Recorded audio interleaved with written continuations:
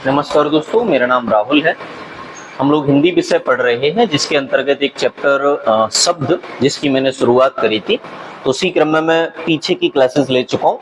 तो अब इसी क्रम में बात करता हूँ आगे। ठीक है, तो अगला देखो, हम लोग शुरुआत में पढ़ चुके बनावट या रचना के आधार पर शब्दों के भेद, उत्पत्ति के आधार पर शब्दों के भेद, ये दोनों वर्गीकरण का जिक्र मैं पीछे कर चुका।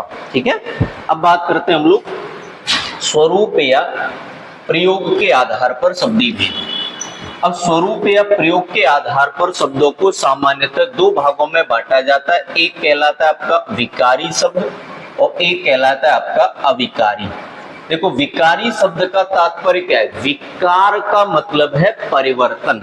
तो शुद्ध सीधी भाषा में फालतू बातें न करते हुए सीधा सीधा पॉइंट कि जिन शब्दों में लिंग, वचन, पुरुष, काल तथा कारक के अनुसार परिवर्तन होता है वो कहलाते हैं विकारी, और जिनमें परिवर्तन नहीं होता है वे कहलाते हैं अविकारी।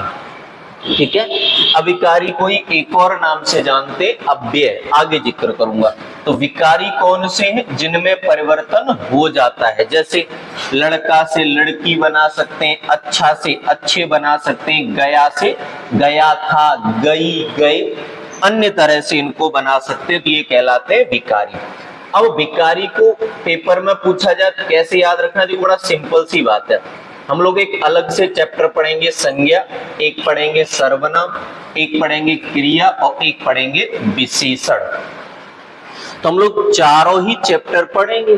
तो इन चारों चैप्टर में मैं जो चारों ही अध्याय के अंतर्गत जिन जिन शब्दों की व्याख्या करूंगा वे सभी शब्द कहलाएंगे विकारी। ठीक है, और इनके अलावा जो बच गए वो सब कहलाएंगे आपके अविकारी। ठीक है, अविकारी कोई, मैंने क्या बोला, एक और नाम दिया जाता है। अविकारी कोई कहा जाता है अव्यय। ठीक, तो अव्यय या अविकारी वे शब्द हैं जिनका रूप लिंग, वचन, पुरुष, काल तथा कारक के अनुसार परिवर्तित नहीं होता है। मतलब शुद्ध भाषा में समझो, जिन शब्दों का केवल एक ही रूप प्रचलन में है, लिंग, वचन, कारक, कारक कोई विभक्ति कहते हैं, लिंग, वचन, कारक, पुरुष आदि के अनुसार रूप परिवर्तित हो जाए तो कहेंगे विकारी, और न हो तो कहलाएगा अविकारी। ठीक है, ये वाली बात आपको पकड़ में आई होगी। तो इसके अंतर्गत पढ़ेंगे हम लोग चार टॉपिक: क्रिया विशेषण, संबंध बोधक अव्यय, समुच्चय बोधक अव्यय और विस्मयादि बोधक। ठीक है, देखो सिंपल याद रखो, विकारी जो बदले, अविकारी जो न बदले। विकारी के अंतर्गत चार तरह के टॉपिक: संज्ञा, सर्वनाम, क्रिया और विशेषण। बचे हुए सब अविकारी। शुद्ध भाषा में अब इन टॉपिक्स का जिक्र अलग से करूंगा ही, तो अब इस बात को ज्यादा लंबा नहीं खींचना है, आगे बढ़ते हैं। आखिरी वर्गीकरण है देश, काल या परिस्थिति के आधार पर शब्द भेद। अब देश, काल या परिस्थिति के आधार पर शब्दों के होते हैं भैया टोटल तीन प्रकार। पहला होता है वाचक शब्द, दूसरा होता है लक्षक शब्द और तीसरा होता है व्यंजक शब्द। वाचक शब्द को ही कई और नामों से भी जाना जाता है। वाचक को ही हम सांकेतिक या अविधेय भी कहते हैं, सांकेतिक या फिर अविधेय। अब बात करते हैं कि आखिर वाचक होता क्या है। देखो सिंपल सी बात, जो शब्द केवल अपना सांकेतिक अर्थ ही प्रकट करते हो उन्हें वाचक या सांकेतिक या अविधेय शब्द कहा जाता है। मतलब जिन शब्दों का अपना एक मीनिंग है वही मीनिंग हमेशा प्रयोग में लिया जाता है तो उन्हें वाचक कहा जाता है। इन शॉर्ट में अगर आपको बोलूं, मेरी बात को समझना, साधारणतः अगर मैं आपको समझाने का प्रयास करूं तो आप समझ पाएंगे सिंपल सी बात कि वाचक शब्दों को ही आगे समझने के लिए सिंपल समझ लो, पीछे का रूढ़ शब्द, जो शब्द रूढ़ है अर्थात जिनका अपना एक विशेष अर्थ है, उस अर्थ में कभी कोई परिवर्तन नहीं होता है, वो कहलाते हैं वाचक शब्द। ठीक है, तो ऐसे समझो, वाक्य में ऐसे शब्द ले लिए जाएं जिनका अपना स्पेशल मीनिंग हो। जैसे आप समझना बात को ध्यान से, आगे वाचक समझने के लिए जब लक्षक समझाऊंगा ना, तब पूरी बात ज्यादा बेहतर समझ में आएगी। अब बात करते हैं लक्षक शब्दों की, समझना बात को ध्यान से। जैसे देखो, मैं कोई भी एक सेंटेंस ले लूं कि राम आगरा जा रहा है, तो जो मैंने बोला वही आपने समझा। मेरे और आपकी भाषा की समझ में इस वाक्य को लेके दो अलग अलग वक्तव्य नहीं हो सकते हैं। पिताजी खाना खा रहे हैं, श्याम घर जा रहा है, मोहन पढ़ाई कर रहा है, ये वाक्य इनके वही अर्थ है जो मैं बोल रहा हूं। जो वाक्य में लिखा है इनका शाब्दिक अर्थ भी वही है, तो ये कहलाएंगे लक्षक। लेकिन सॉरी, ये कहलाएंगे वाचक, सॉरी माफ करें, ये कहलाएंगे वाचक। हाँ, लेकिन लक्षक देखो, वाच्यार्थ का बोध हो जाने पर जब किसी शब्द का सादृश्य से इतर मुख्यार्थ से संबंध कोई अन्य अर्थ ग्रहण किया जाता है तब तो उसे कहते हैं लक्षक। अब देखो सिंपल, मैं बात को समझाता हूं, रटने की जरूरत है नहीं, सिंपल बात को समझना। लक्षक क्या होता है? देखो, वाचक जिसका अपना ही मीनिंग होता है, लक्षक अपना मीनिंग होता ही नहीं है। जैसे यहाँ पे एक वाक्य दिया गया है, आराम से समझना कि कोई कहता है कि राम गधा है। कोई कहता है कि राम गधा है, आराम से बात को समझना। कोई कहता है कि राम गधा है। अब बात को मेरी को समझो, अगर किसी ने कहा है कि राम गधा है, इसका मतलब बताओ, क्या राम जानवर है? नहीं, बस गधा को, मूर्ख व्यक्ति को गधा कह दिया जाता है। तो लक्षणों के आधार पर जब कोई वक्तव्य बोला जाए तो वो शब्द कहलाएंगे लक्षक शब्द। जैसे किसी व्यक्ति का स्वभाव बहुत असज्जनता वाला हो, अभद्रपूर्ण हो, तुम क्या कहते हैं? तुम तो सांप हो, ठीक है। ऐसे कोई व्यक्ति बहुत मीठा बोलता हो, कहते कोयल है ना, कि राम सीता तो कोयल है। अब इसका मतलब सीता के पंख थोड़ी आगे जो फड़फड़ा के उड़ने लगेगी, इसका मतलब है कि सीता कोयल है, अर्थात सीता को कोयल की संज्ञा दी गई है, ठीक है। जैसे मान लो कोई व्यक्ति बहुत सज्जन हो, हम कहते हैं कि रहीम तो गाय है, तो गाय का मतलब क्या रहीम जानवर बन गया? बिल्कुल नहीं, रहीम की सज्जनता के आधार पर उसे कहा गया गाय। क्लियर है मेरी बात? तो वाचक क्या है? जिस वाक्य का मीनिंग वही हो जो लिखा गया है। लक्षक क्या है? लिखा कुछ और गया, मीनिंग कुछ और निकल रहा है, ठीक है। अब बात करते हैं व्यंजक की।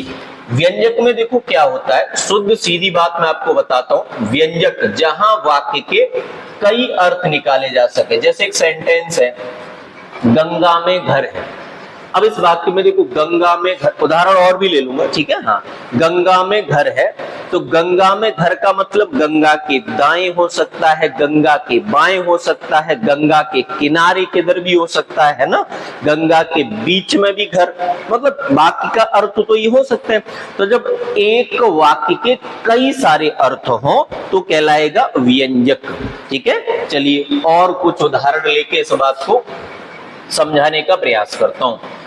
अब देखो इसी क्रम में एक और होता है शब्द शक्तियां। शब्द शक्तियों का मतलब क्या है कि जैसे व्यक्ति की अपनी शक्ति है, वैसे ही शब्दों की अपनी शक्ति है। शब्दों का वह व्यापार या क्रिया जो अपने प्रभाववश एक निश्चित अर्थ का बोध कराती है, शब्द शक्ति कहलाती है। मतलब कहने का बड़ा सामान्य सा अर्थ हुआ कि अगर शब्दों का अपना एक प्रभाव जो पड़ता है वही प्रभाव कहलाता है शक्ति। ऐसे कई बार शब्द वही कह रहे हैं, प्रभाव ज्यादा है नहीं, तो शब्दों की वैल्यू किस बात पर है? उससे पड़ने वाले प्रभाव के आधार पर, ठीक है। चलिए जैसे समझने का प्रयास करेंगे इसके कुछ उदाहरणों के माध्यम से। तो शक्ति के कितने प्रकार होते हैं? तो देखो भैया 3 प्रकार होते हैं। आराम से मेरी बात को समझना, बड़े आराम से। देखो, अगर शब्द वाचक या अविधेय है, जो भी आप लोगों ने पढ़ा, तो शब्द शक्ति कहलाएगी अविधा शक्ति। लक्षक या लाक्षणिक शब्द होंगे तो कहलाएगी लक्षणा शक्ति, और व्यंजक शब्द होंगे तो कहलाएगी व्यंजना शक्ति। मतलब कुछ नया पढ़ने की आवश्यकता नहीं पड़ेगी। चलिए जैसे मैं पॉइंट टू पॉइंट सीधा समझाने का प्रयास करता हूं। देखिए जैसे है अविधा शक्ति। अविधा शक्ति का मतलब क्या है? मैंने क्या बोला? जिन वाक्यों में हम वाचक या सांकेतिक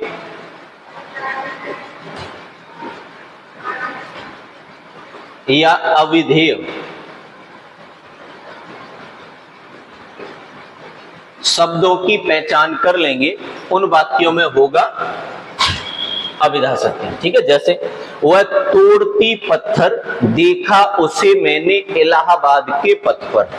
एक ही अर्थ है, एक महिला है जो इलाहाबाद के पथ पर पत्थर तोड़ रही है, जो लिखा है उसका अर्थ वही है, अर्थात हो गया वाचक शक्ति। अगला जैसे मोती एक नटखट लड़का है, तो इसका वही अर्थ है जो लिखा हुआ है। उसके हार के मोती कीमती है, उसके हार के मोती कीमती है। तो देखो, जहां शब्द जो लिखे हो उनका अपना वही स्पेशल मीनिंग हो, तो वहां होता है वाचक या सांकेतिक या अविधेय शक्ति।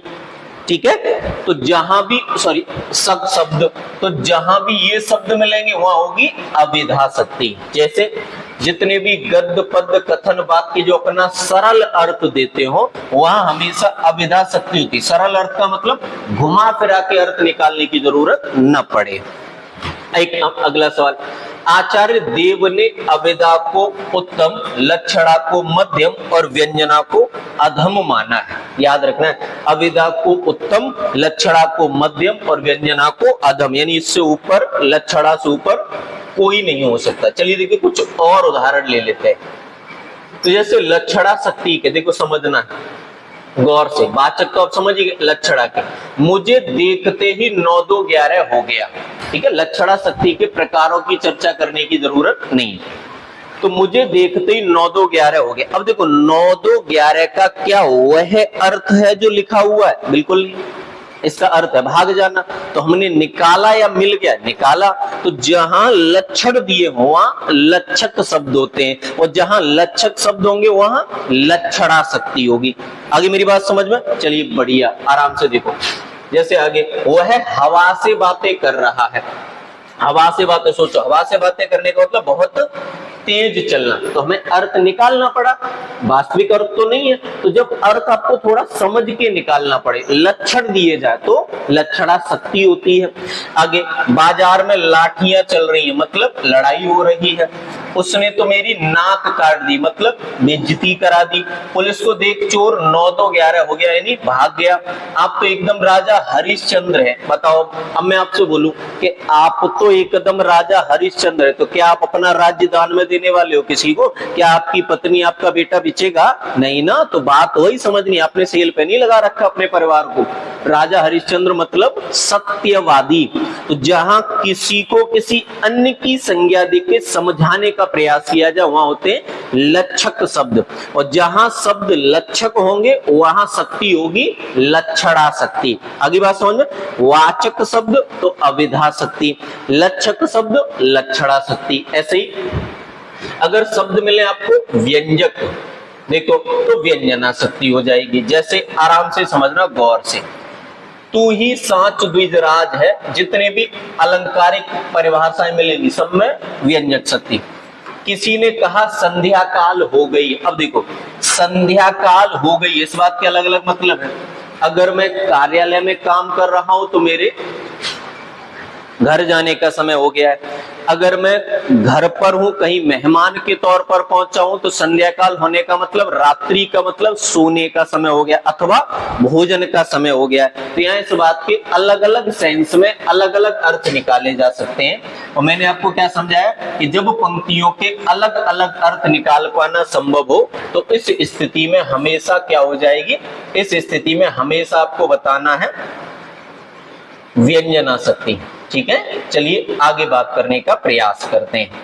आगे देखिएगा, और एक दो उदाहरण समझ लीजिए ताकि मैं आपको ये बातें समझा सकूं। देखो जैसे प्राकृतिक सुषमा में कमल तो कमल है, अब इसके कई अर्थ हैं। कमल तो कमल है यानी सुंदर है। अभी भूत है, कुछ ऐसा है कि उससे पहले आपने कभी देखा ही नहीं। तो यहाँ पे कमल के अर्थ कितने? बहुत सारे। जैसे कोयल तो कोयल ही है, मतलब बहुत सारे, बोली के आधार पर, रंग के आधार पर, पता नहीं। तो वही बात कि सुरेश के चेहरे पर 12 बजे। अब बताओ कई अर्थ हो गए। सुरेश के चेहरे पर 12 बजे, मतलब सुरेश थक गया है। सुरेश किसी कार्य से रुष्ट है। सुरेश को किसी व्यक्ति अथवा वस्तु पर गुस्सा आ रही है। तो वही बात है कि अलग अलग अर्थ हो सकते हैं। क्लियर है मेरी बात? चलिए, उम्मीद है आपको शक्तियों वाली बातें समझ में आ गई होंगी। आगे गौर से अब देखो, आखिरी वर्गीकरण है अर्थ के आधार पर। आखिरी वर्गीकरण है अर्थ के आधार पर। मेरी बात को समझना। अब अर्थ के आधार पर शब्द के दो प्रकार होते हैं। एक होता है आपका सार्थक और एक होता है भैया आपका निरर्थक। बात को मेरी को थोड़ा सा ध्यान से समझ लेना, क्योंकि ये लास्ट सेगमेंट है और इसमें ज्यादा कुछ व्याख्या हमें करनी नहीं है। ठीक है, देखिए अब सार्थक में सामान्यतः हम कौन कौन से पढ़ते हैं? एकार्थी। एकार्थी जिनका अपना एक स्पेशल मीनिंग होता है, उन्हें हम क्या कहते हैं? एकार्थी। दूसरा अनेकार्थी। अब देखो अनेकार्थी, जैसे एक शब्द होता है आपका, एक शब्द ले ले रहे हैं, एकार्थी के तो क्या ही शब्द लो, जो भी है सब एकार्थी होते हैं सामान्यतः। अनेकार्थी, जैसे मैंने एक शब्द ले लिया हार। अब हार शब्द के अनेक अर्थ निकाले जा सकते हैं। ठीक है, या फिर आप ऐसे समझ लो कि हार का एक अर्थ है पराजय और एक अर्थ है गले की माला, उसे भी तो कहते हैं हार। तो हार कैसा हो गया? अनेकार्थी। अगला होता है आपका समानार्थी, जिन्हें आप पर्यायवाची शब्द कहते हैं। ठीक है, तो जैसे हम लोग क्या पढ़ते हैं? जल। अब जल और नीर दोनों का अर्थ क्या है? समान है, तो क्या बन गया? समानार्थी, यानी पर्यायवाची जिन्हें आप कहते हो। और आपका होता है विलोम शब्द, विलोम या विपरीतार्थी। तो विलोम या विपरीतार्थी कौन से होते हैं? जिन शब्दों के अलग अलग मीनिंग हो, जैसे दिन का विलोम रात, एक दूसरे का विपरीत मीनिंग हो, तो क्या कहलाते? विलोम या विपरीतार्थी। तो सार्थक शब्द कौन से? जिनका अपने स्पष्ट अर्थ हो। कितने? एकार्थी, मतलब एक मीनिंग हो स्पेशल, यानी जितने भी रूढ़ आपने पढ़े वो एकार्थी।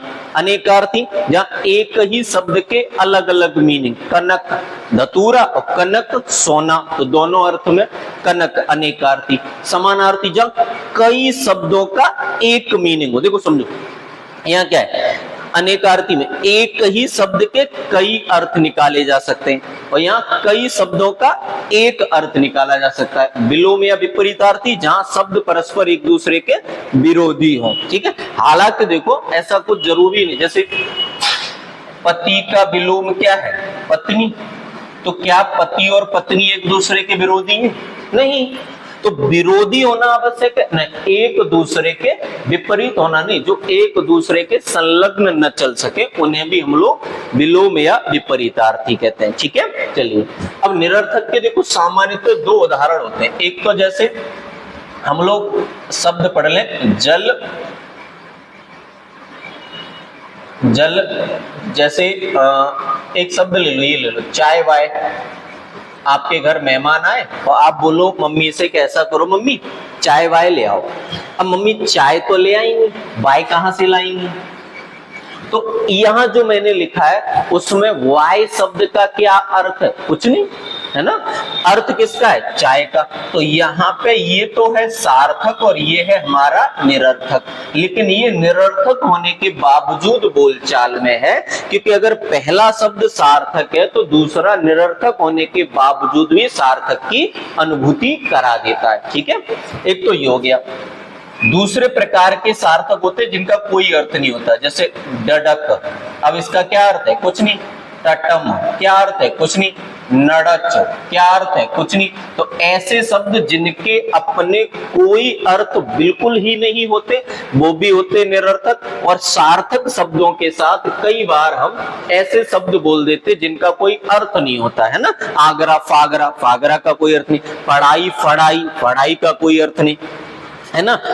समझ रहे? चल फल, तो चल फल का कोई अर्थ नहीं, ठीक है। पंखा फंका, फंका का कोई अर्थ नहीं। तो ऐसे शब्द जिनको बोला तो जाता है लेकिन उनके अपने अर्थ प्रयुक्त नहीं होते, उन्हें हम क्या कहते हैं? निरर्थक। और जिनके अर्थ होते उन्हें कहते हैं सार्थक।